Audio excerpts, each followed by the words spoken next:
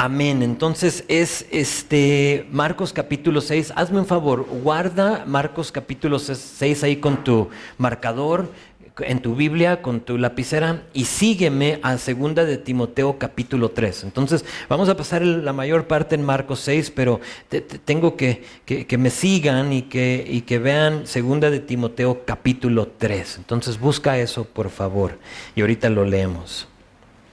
Segunda de Timoteo capítulo 3.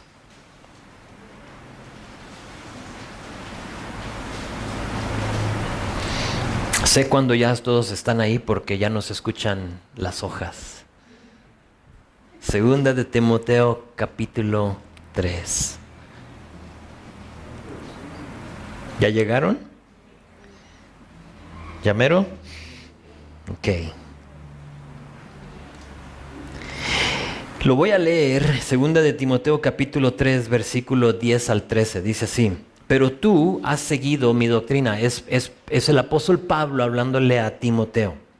Dice, pero tú has seguido mi doctrina, conducta, propósito, fe, longanimidad, amor, paciencia, persecuciones, padecimientos, como los que me sobrevinieron en Antioquía, en Iconio, en Listra, persecuciones que he sufrido, y de todas me ha librado Dios. Amén. Pero ve verso 12. Y también los que quieran vivir piadosamente en Cristo padecerán persecución. Mas los malos hombres y los engañadores irán de mal en peor, engañando y siendo engañados. Les leo eso porque a veces pensamos que la persecución de la iglesia, del cristiano, es algo lejano. A veces cuando se usa esa palabra persecución, pensamos en países del Medio Oriente, donde ellos ahora sí que lo sufren cada día. Pensamos en China, en la India, sin pensar que aquí Pablo muy claramente nos dice en verso 12 que todos, fíjate, puedes subrayar si te gusta subrayar versículos. Este no va a ser un versículo que vas a querer poner como en tu refrigerador, no creo. A lo menos que quieras recordar tu llamado, lo que nos ha llamado a ser Dios. Pero fíjate, todos, absolutamente todos los que quieren vivir piadosamente en Cristo Jesús padecerán persecución. Y ya es cierto, porque tenemos historias en el libro, en la Biblia, pienso en el libro de Hechos, que nos detallan la persecución de la iglesia primitiva. Y muchas veces pensamos como que allí empieza. A la mente, como las historias más famosas sería como la de Saulo, que después será el apóstol Pablo que escribió esto. Y pensamos en cómo él perseguía a la iglesia, arrastrando y encarcelando a los cristianos. Nos viene a la mente el primer mártir, ¿recuerdas su nombre? Esteban. Y pensamos en Esteban y cómo lo apedrearon por su fe. Y muchas veces, porque lo conocemos como el primer mártir, pensamos que la persecución empezó con Esteban. Pero ¿sabían que la persecución existía aún cuando Jesús todavía vivía? O sea, mucho más antes que eso. Nuestro texto de hoy nos revela, como por decir, el otro lado de la moneda del ministerio de Jesús. Consideren esto conmigo. Ustedes que han estudiado con nosotros el libro de Marcos, los primeros 5 capítulos, creo que estarían de acuerdo que hemos visto que el ministerio de Jesús hasta este punto en el Evangelio de Marcos de cierta forma ha sido exitoso. Si te pones a pensar, hemos visto que Jesús entra a una ciudad y ¿qué pasa? La gente lo golpea, ¿recuerdas esa palabra? Lo quieren así como que hasta aplastar a tal grado que él dice, oye, tenme ahí la barca lista para fuga, ¿no? Si se me dejan venir encima. La gente vemos que quiere algo de él. Hemos visto que la gente quiere comer con él, ha pasado tiempo comiendo con personas. No solo eso, sino que sabemos que quieren pasar tiempo con Jesús así como a solas, los que se le puedan acercar. Hemos visto que hay una atracción hacia Jesús, pero que no se nos olvide que todos los que quieren vivir piadosamente padecerán persecución. Y nuestro texto nos empieza a revelar aquí en Marcos capítulo 6 esa persecución. Sería padre que nos quedáramos en capítulo 5, pero tiene que llegar capítulo 6.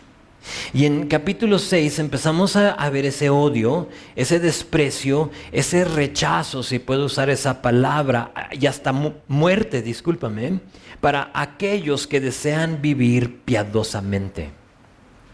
El texto se divide perfectamente, lo que vamos a ver hoy, en 3 eventos que revelan 3 tipos de persecución para Jesús y para sus discípulos. El primer tipo o la primera persecución que vemos aquí se va a manifestar como incredulidad. Si tomas notas, apunta versículo 1 al 6 y ponle ahí como subtítulo incredulidad. Esa será nuestra primera historia, pero de ahí sigue otra, y es versículos 7 a 13, y ahí se va a manifestar esta persecución como rechazo. Y luego, la mayor parte de nuestro estudio será versículo 14 a 29, y ahí le puedes poner como la persecución muerte. Entonces 1 al 6 incredulidad, 7 a 13 rechazo, y luego 14 a 29 muerte. 3 eventos que revelan 3 tipos de persecución en la vida de un cristiano.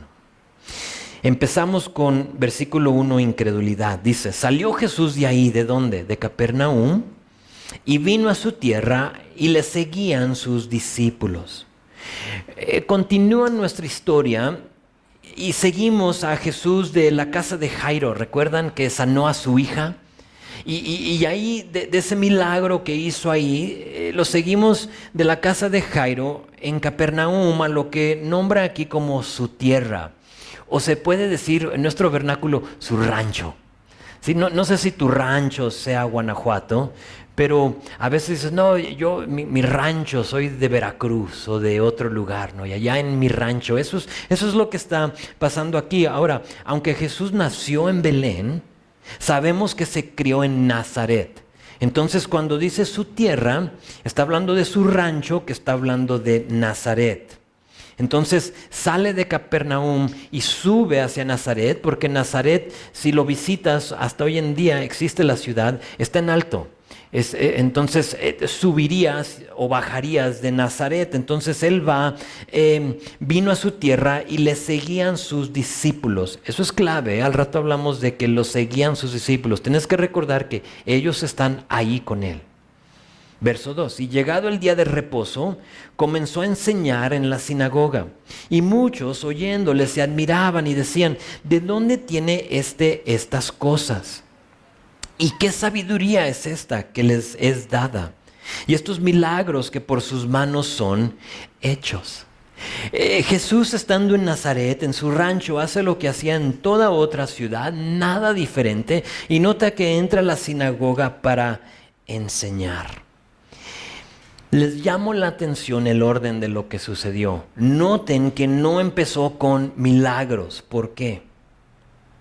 Porque tenemos la tendencia, y nos voy a incluir a nosotros en ello, en seguir prodigios y señales más que su palabra.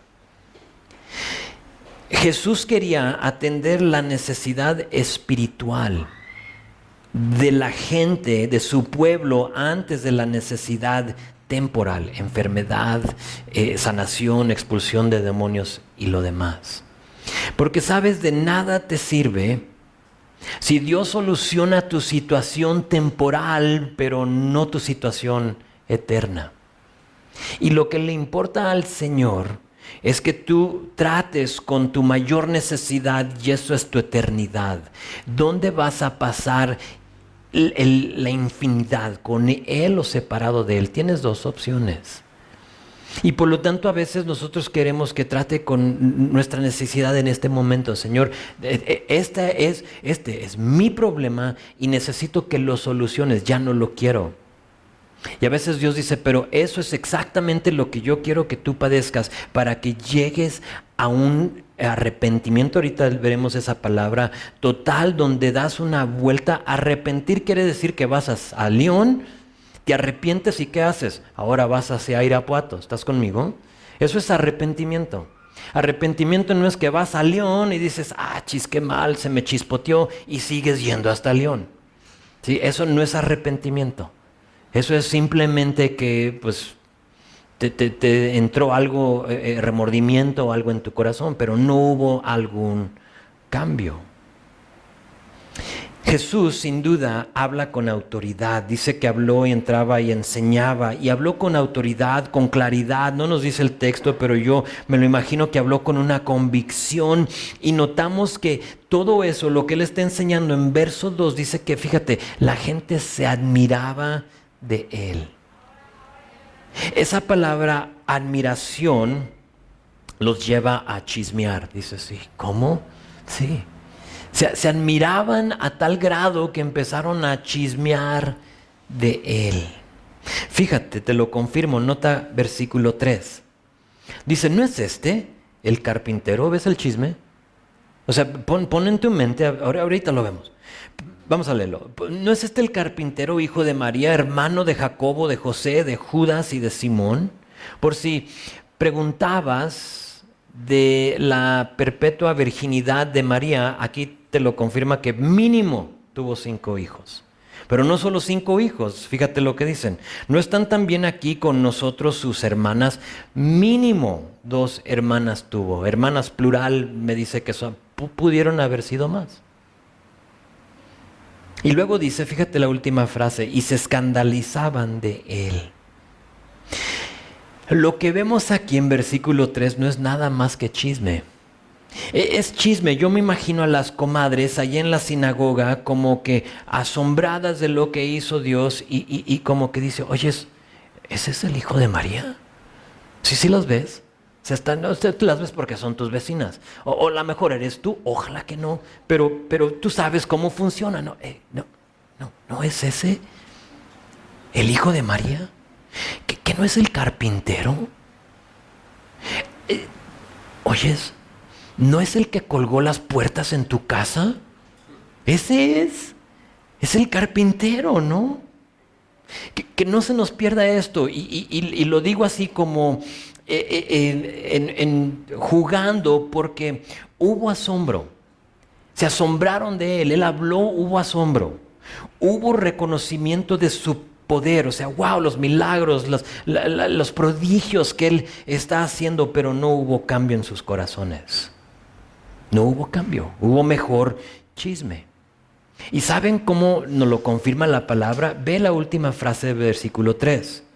Y se escandalizaban de él. Esa palabra escandalizar o escandalizaban simplemente significa ofenderse. A lo mejor tu Biblia, si tienes otra versión diferente a Reina Valera 60, diga se ofendieron de Jesús. Otra manera de definir escandalizar es se indignaron. No solo se indignaron, sino que se irritaron, se enfadaron con Jesús. ¿Ya pinté el cuadro? O sea, se asombraron, wow, ¿es él? Que se vaya. Esa irritación le da paso a incredulidad. Véanlo cómo lo describe Jesús en versículo 4. Dice, más Jesús les decía, no hay profeta sin honra o sin estimar, sino que en su propia tierra. Entonces no hay profeta que no lo estimen, sino que en su propia tierra. Y entre sus parientes y en su casa. Y no pudo hacer ahí ningún milagro, salvo a que sanó a unos pocos enfermos, poniendo sobre ellos las manos. Y estaba asombrado de la incredulidad, ahí está nuestra palabra, de ellos. Y recorría las aldeas de alrededor enseñando. Son 3 cosas que quiero que tú consideres conmigo en estos versículos. 1, es que es sumamente difícil ministrarle a los que más nos conocen. ¿Cierto o no? ¿Por qué? ¿Sabes por qué? Porque saben quiénes éramos. Los de tu rancho saben si tú eras el borrachín y ahora no eres. Saben si tú eras el fornicario y ahora no lo eres. Solo tienes ojos para tu mujer. Y eso es lo que está pasando aquí. Nos conocen y en lugar de maravillarse por el cambio, dudan y piensan que a lo mejor se nos botó una canica, ¿no? Y a lo mejor con Jesús cuando lo vieron, ¿no es el hijo de María? O sea, no porque había pecado y había vivido una vida, por favor no me malentiendas. No estoy diciendo que andaba de borrachín y fornicario. Pero lo veían como quien era el carpintero, era el hijo del carpintero, era el hijo de María. No lo veían como esa criatura nueva. Pero tienes que saber que el problema no eres tú. A lo mejor tú te identificas con eso, dices, sí, yo he tratado de ministrarle a mi rancho y es muy difícil, nadie me hace caso.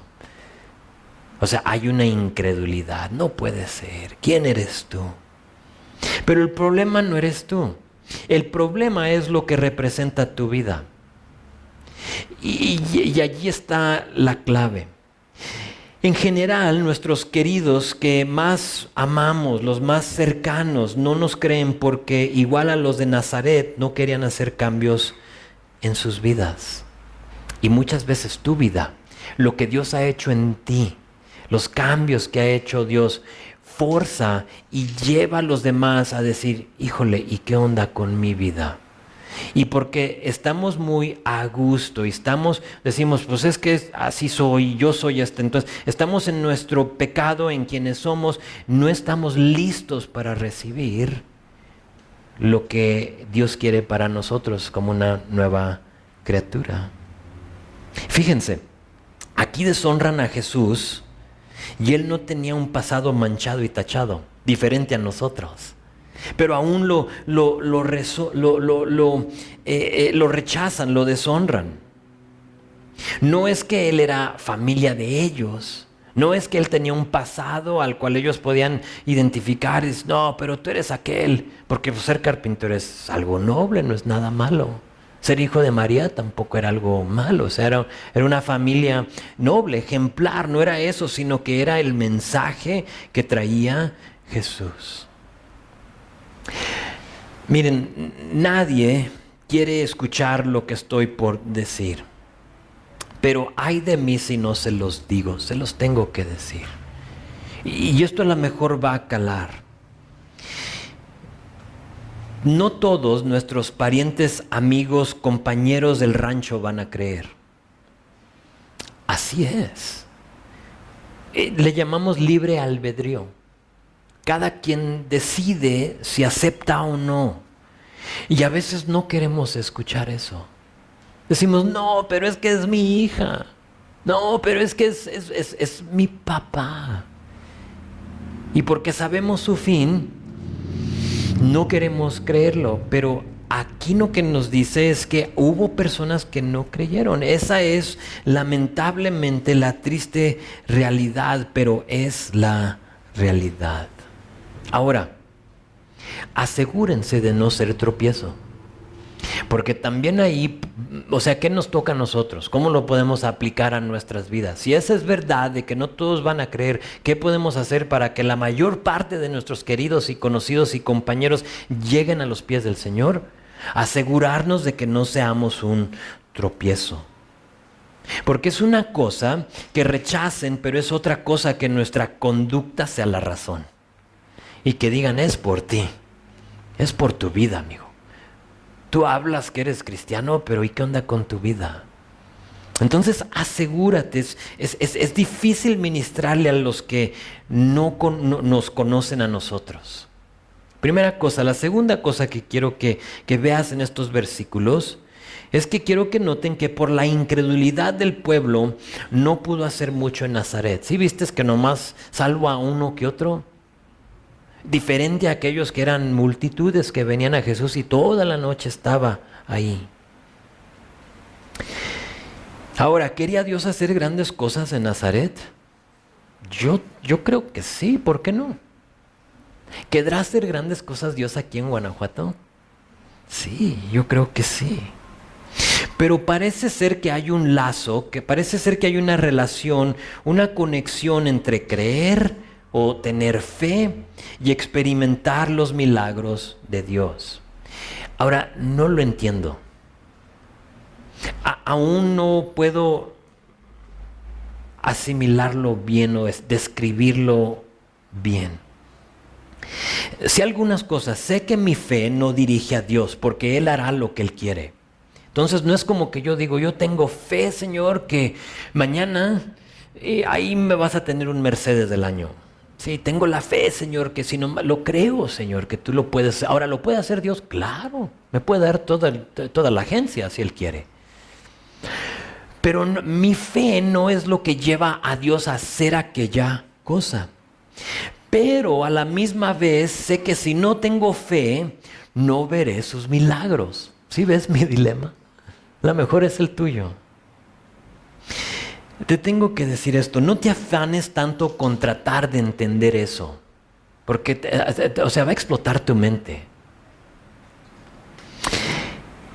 Mejor ten fe y no tendrás de qué preocuparte. ¿Sí? Así ya erras en el lado de fe. Señor, yo creo que tú puedes sanar. Yo creo, Señor, que tú puedes alcanzar.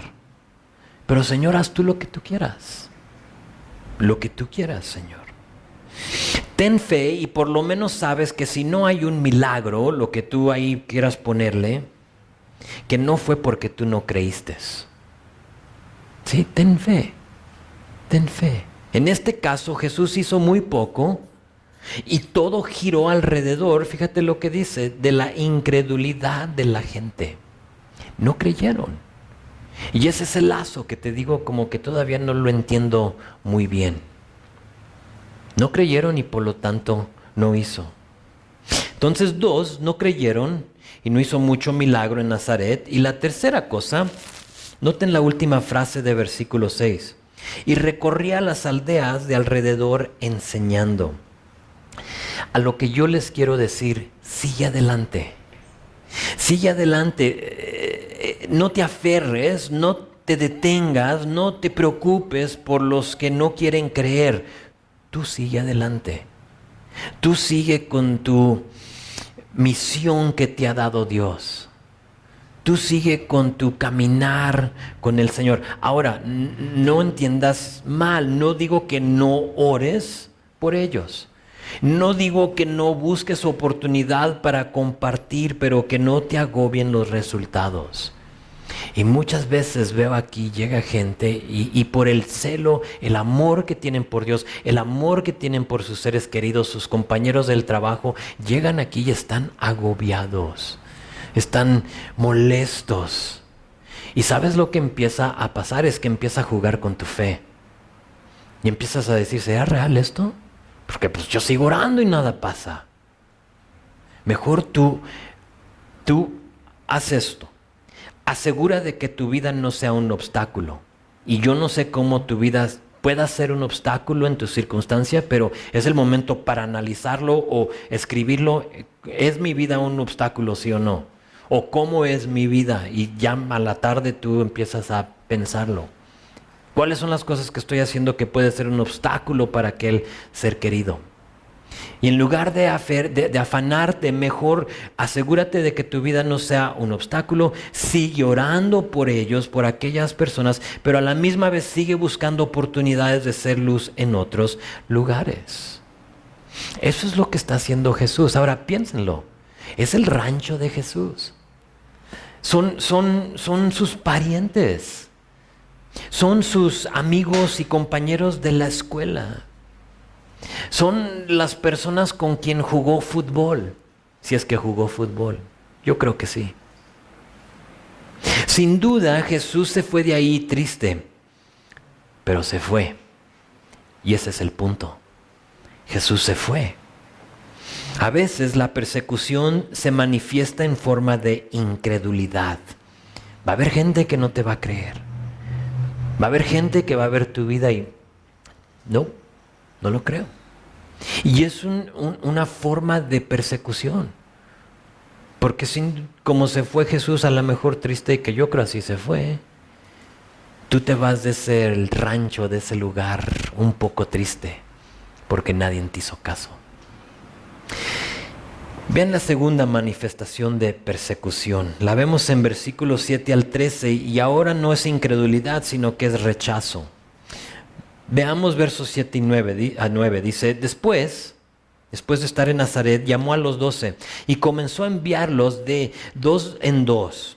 Y les dio autoridad sobre los espíritus inmundos y les mandó que no llevasen nada para el camino, sino solamente bordón, pero que no llevaran ni alforja, ni pan, ni dinero en el cinto, sino que calzasen sandalias y no vistiesen 2 túnicas.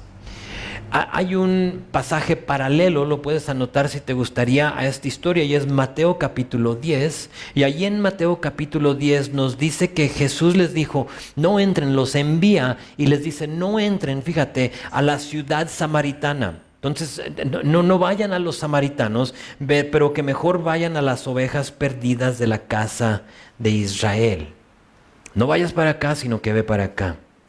Hago mención de esto porque de versículos 7 a 13, nuestra historia de esta misión de los 12 discípulos, esta historia fue escrita para estos 12 discípulos, para este tiempo en específico. Obviamente es bueno viajar en pares, porque así se apoyan unos a los otros, ¿sí? Como dije, en evangelizar es bueno que vayas, sí se puede, o sea, no es mandato, pero sí puedes, ven en pares. Ahorita, porque no hubo nadie más que fuera con ella, nosotros como iglesia, y espero que tú ores por ella, tenemos a Gaby Cano, que está en Turquía, en Estambul, sola. Ahora, ¿quiere decir que está en pecado, está mal, porque no fue en dos? No, simplemente es que nadie quiso ir con ella. El llamado fue para subir y dijo, pues voy. Pero tenemos a otra misionera, no está nadie ahí, pero ustedes la conocen, Lenny. Y Lenny llegó sola, pero hace como un mes se casó. Entonces ahora ella ya sí está caminando en par con alguien más. Entonces es bueno ir en par, es bueno ir con 2 personas. Ahí la tenemos, mira, se encontró a, híjole, se me olvida su nombre. Pero bonita pareja ahora sirviendo. Creo que están en Hong Kong, creo que se van a ir a Tailandia a servir en... ¿Tailandia se dice? Tailandia. Es bueno ir en pares, porque así se apoyarán unos a los otros, pero la idea de no llevar alforja, pan, dinero, etcétera, era por la proximidad de su misión. La clave está en que solo iban a la casa de Israel. Ahora, después, en Mateo capítulo 28, les va a decir esto, id y haced discípulos de todas las naciones. Todos conocen ese versículo. Id y hacer discípulos de todas las naciones, pero ahí no les dice que no lleven nada. Ahí, si te fijas, no les dice, oye, no alforja, ni cinto, ni dinero, nada. ¿Por qué?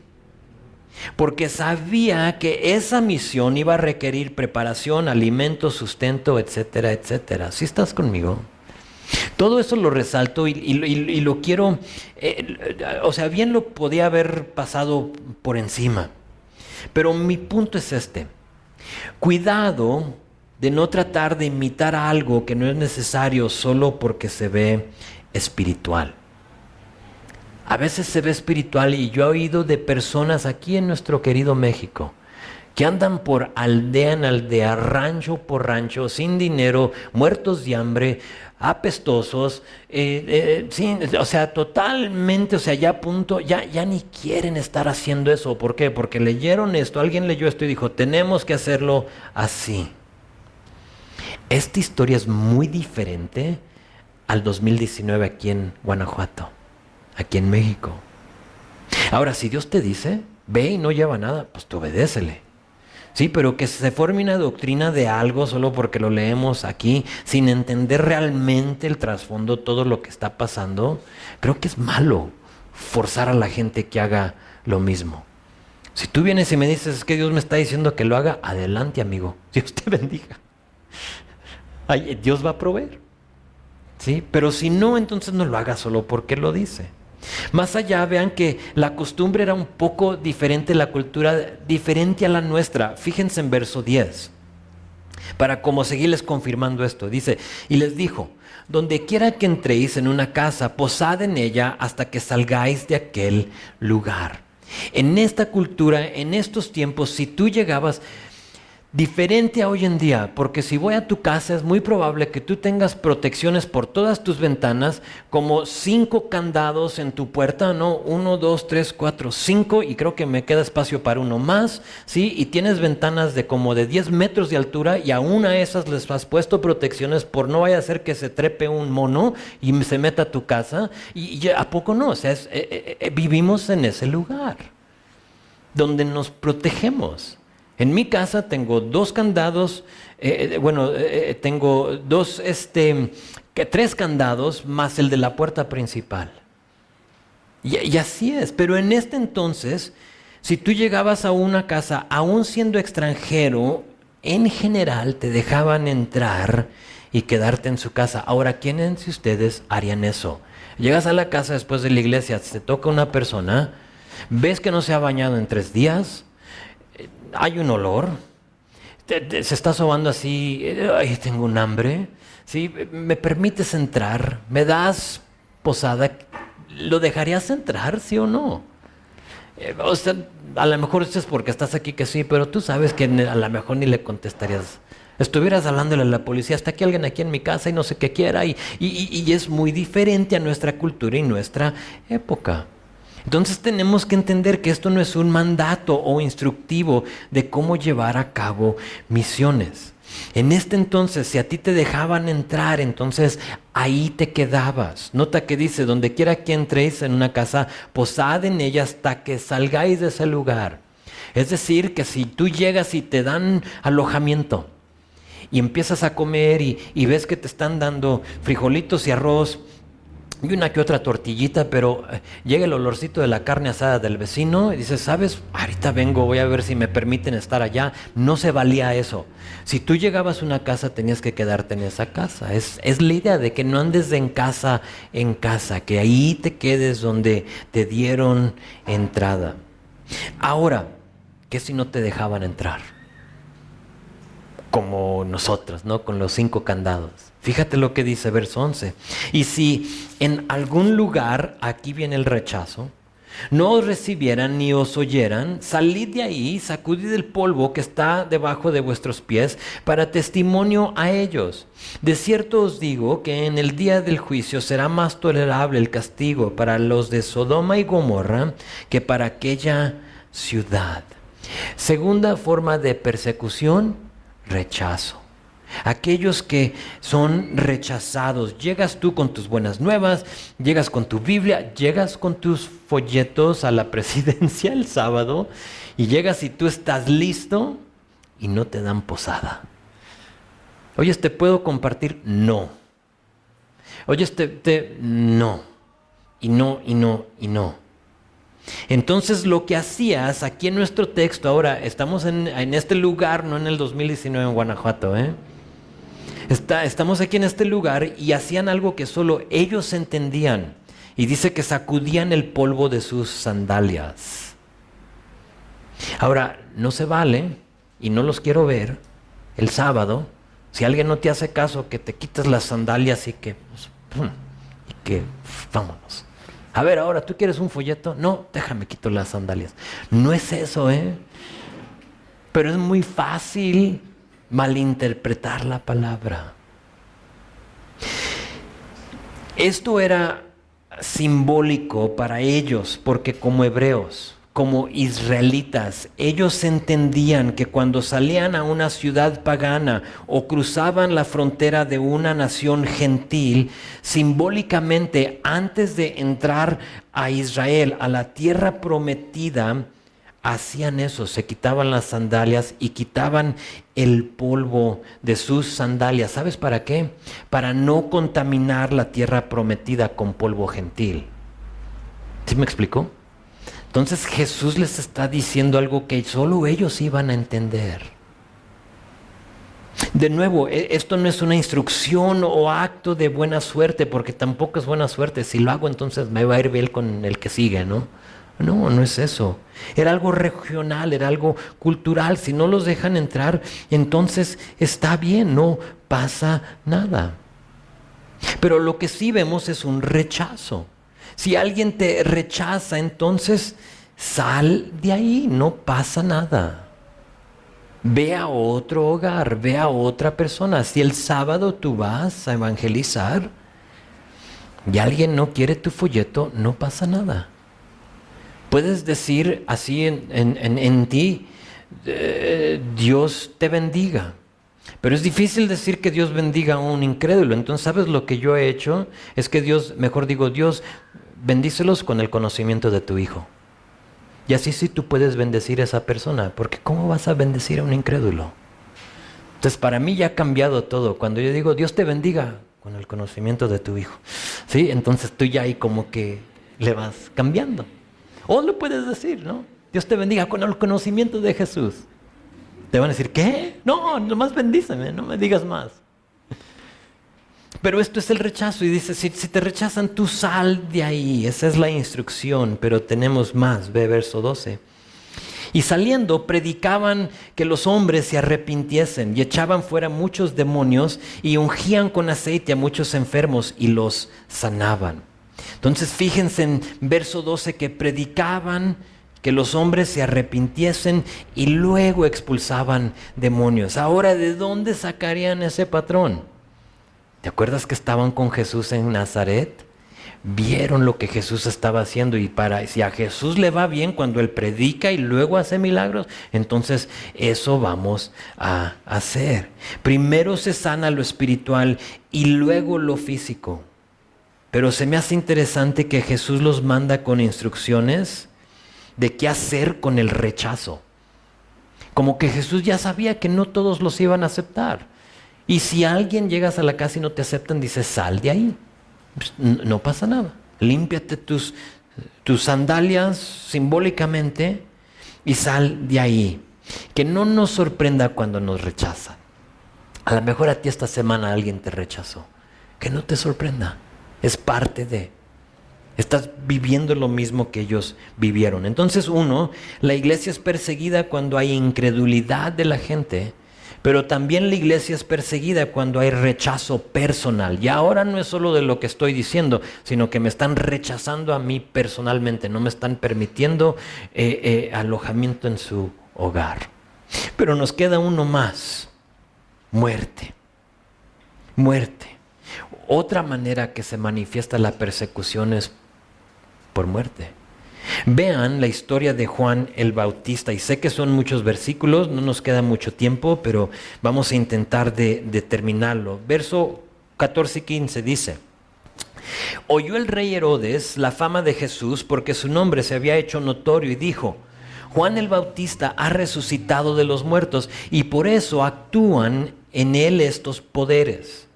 Otros decían, es Elías, y otros decían, es un profeta, o otros todavía decían, alguno de los profetas.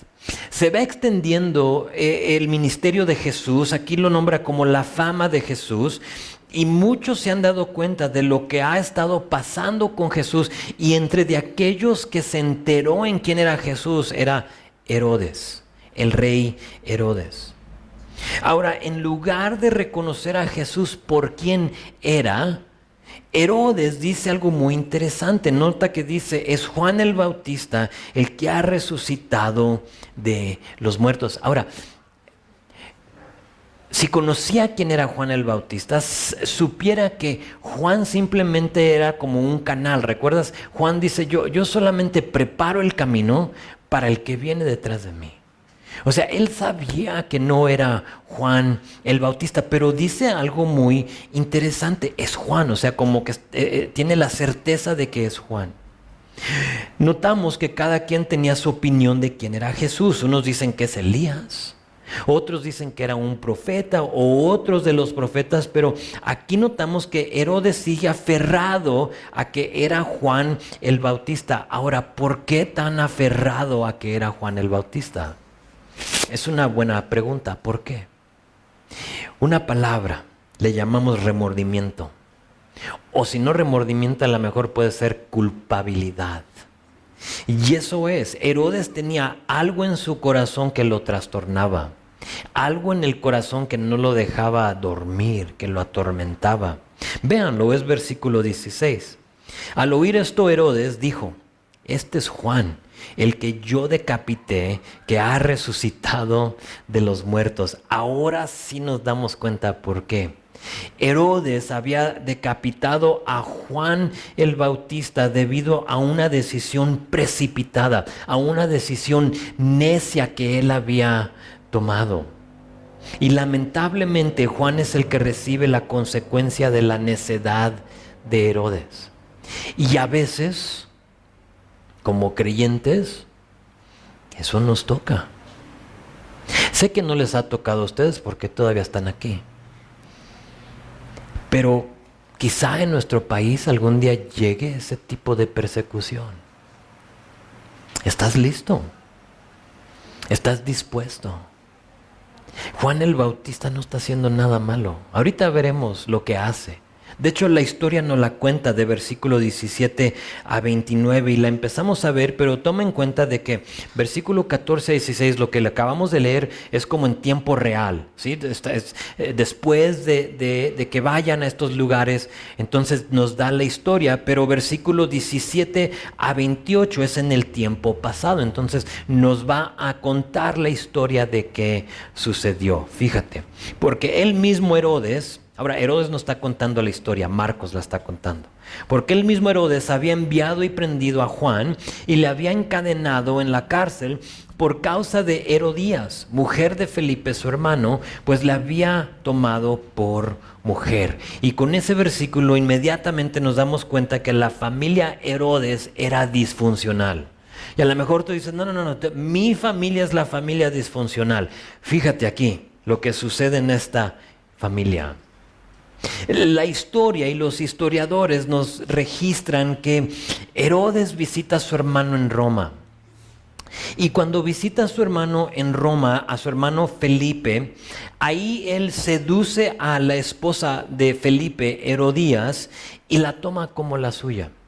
Y se regresa a la área de Galilea o de Israel donde él era rey. Ahora, Herodías no era una mujer ejemplar. Y solo quería un hombre poderoso. Y siendo que su esposo Felipe no era un hombre poderoso, entre comillas, se deja seducir por Herodes y ahora es la reina Herodías. Porque aunque Herodes era el rey, Herodes era rey quizás de los judíos, en que tenía el dominio sobre de ellos, pero no era casi como el rey del imperio romano. Entonces tenía cierta realeza, pero realmente no. Sí, pero esta mujer dice, yo quiero ser reina, o sea, yo quiero, y por lo tanto se deja seducir y se va con este hombre. Entonces tenemos a una relación adúltera. Tenemos a personas que estaban fornicando y ¿qué creen? Les valía, o sea, no les importa. Sigue la historia, versículo 18 nos dice por qué había arrestado a Juan el Bautista. Porque Juan decía a Herodes, no te es lícito tener la mujer de tu hermano. Pero Herodías le acechaba y deseaba matarle y no podía. Porque Herodes temía a Juan, sabiendo que era varón justo y santo, y le guardaba a salvo, o sea, lo está protegiendo, lo tiene arrestado, quizá en un calabozo o algo así, pero lo tiene, pero lo está cuidando. Sabe que era un varón justo y santo y le guardaba a salvo, y oyéndole, fíjate, eso es clave. Se quedaba muy perplejo, pero le escuchaba de buena gana. No nos dice cómo y cuándo, pero evidentemente Juan tuvo la oportunidad de hablar con Herodes antes de ser arrestado y en esa reunión le llamó la atención. Oye, lo que tú estás haciendo es incorrecto, no es bíblico, no es lo que agrada a Dios, no puedes estar viviendo así. Herodes lo manda a arrestar, pero Herodías lo quería matar, la mujer lo quería matar. Se escucha como una novela, ¿no? Ahora, ¿por qué lo quería matar? Es una buena pregunta. ¿Por qué quería esta mujer matarlo? ¿Por qué? Porque no vaya a ser que Herodes escuche la palabra de Dios y decida hacer lo correcto. Nos da a entender el texto que Juan le ministraba a Herodes mientras estaba encarcelado. Nota lo que dice verso 20. Le escuchaba de buena gana. Se quedaba oyéndolo, dice, se quedaba muy perplejo, pero le escuchaba de buena gana. Algo, fíjate, que no se te pase este detalle, algo estaba pasando en el corazón de Herodes y Herodías no le gustaba. A Herodías lo sabía, algo está pasando. Entre más tiempo pasa con este hombre, y decía, mejor arréstalo. Y lo arrestan, pero aún Herodes sigue hablando con él y ella ya no le gusta y lo quería matar, pero ella no lo podía matar. Como reina no lo podía matar, no tenía el derecho de hacerlo. Solo el rey podía matar y mandar a ejecutar y dar esa sentencia de muerte o de condena. Una vez más, noten que el problema no era tanto Juan, sino que su mensaje. El problema es el mensaje, no eres tú. Entonces, si hay incredulidad, no eres tú. Si hay rechazo, no eres tú. Si hay muerte, no eres tú. Es tu mensaje, es lo que tú portas. Ahora seguimos con la novela, ven verso 21, pero venido un día oportuno, vamos allá a darle rápido, dice, en que Herodes en la fiesta de su cumpleaños daba una cena a sus príncipes y tribunos y a los principales de Galilea, entrando la hija de Herodías, algunos dicen que esta chica tenía 14, 15 años. Y fíjate lo que la pone a hacer su mamá, a danzar delante de estos hombres. Y por supuesto le agradó a Herodes, dice versículo 22, y a los que estaban con él a la mesa, y el rey dijo a la muchacha, pídeme lo que quieras y yo te lo daré. Les dije en primer servicio que me vino a la mente, sé que no es cristiana, pero la canción que pídeme la luna y te la bajaré, eso es lo que le está diciendo aquí. Pídeme lo que quieras y te lo daré, por si te me estabas durmiendo. Pídeme la luna y te la bajaré, le está diciendo. Y luego verso 23, y le juró, le dijo, todo lo que me pidas te daré hasta la mitad de mi reino. Saliendo ella dijo a su madre, ¿qué pediré? Y ella le dijo, la cabeza de Juan el Bautista. Entonces ella entró prontamente al rey antes de que se arrepienta.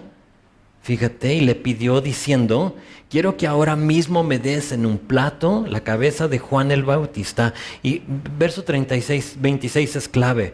Y el rey se entristeció mucho. Ahora, ¿por qué se entristeció?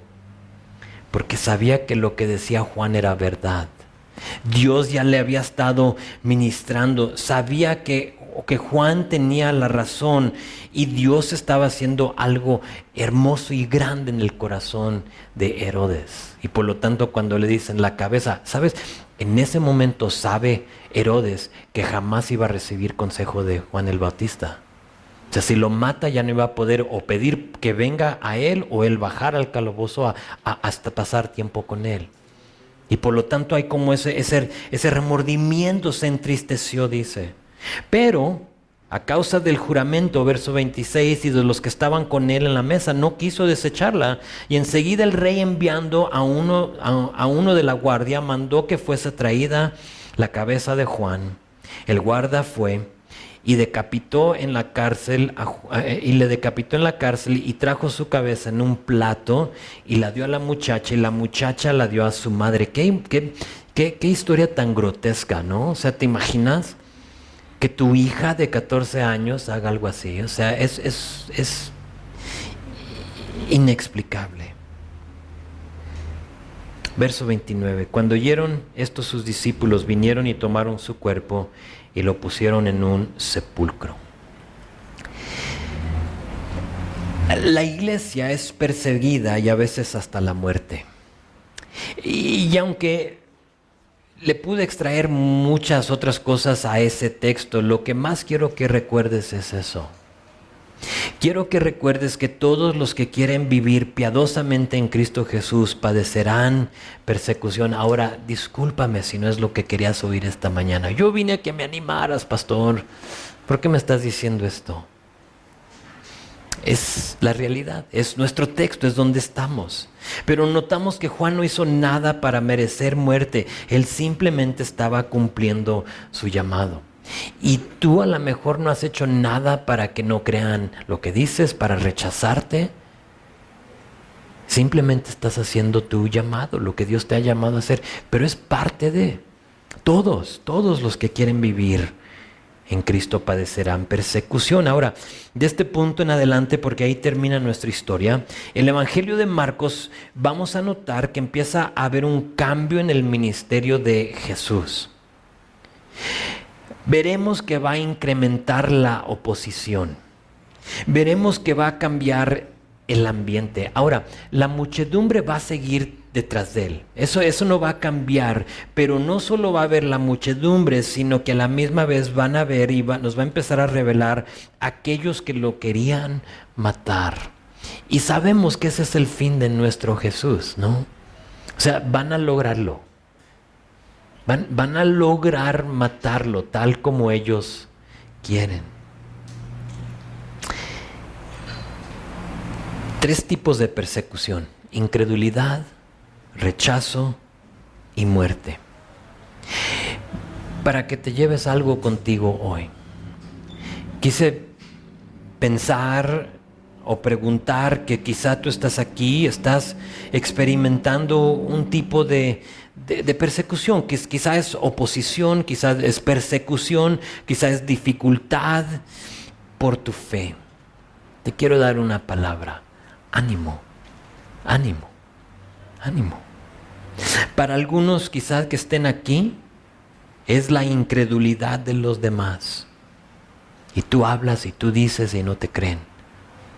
¿Qué crees? Ánimo, ánimo. ¿Por qué? Porque Jesús también lo experimentó. Él llegó a su rancho y no creyeron lo que estaba diciendo. Para otros a lo mejor es rechazo. Tú sigues hablando, te siguen rechazando personalmente, te han agredido o te han dicho nombres, te han llamado cosas, no quieren nada. Y te tengo que decir la misma palabra: ánimo, Jesús también fue rechazado. Pronto veremos que se va a acercar a Jerusalén y ahí todos van a alabarlo. ¿Recuerdas? Y le van a poner palmas y van a cantar Hosana, Hosana, y a unas horas van a estar diciendo crucifícalo. Y así como lo quisieron, lo rechazaron. Entonces, ánimo, Jesús pasó por lo mismo. Ahora, gracias a Dios que para ninguno de nosotros ha sido muerte. Pero si fuera, ánimo. Tenemos que saber que Jesús también lo sufrió. Más allá sabemos que ausente de este cuerpo es que estar presente con el Señor, dice la palabra. Entonces tenemos una gran esperanza y no importa que sea para ti, Dios ve tu vida y está enterado de lo que está pasando contigo. Te animo a simplemente hacer lo que hizo Jesús. Sigue adelante. Fue a Nazaret, hizo muy pocas cosas y siguió. Haz lo que hicieron los discípulos. Salieron de ese lugar, de esa aldea, y siguieron adelante. Tú solo sigue siendo luz en las tinieblas. Amén.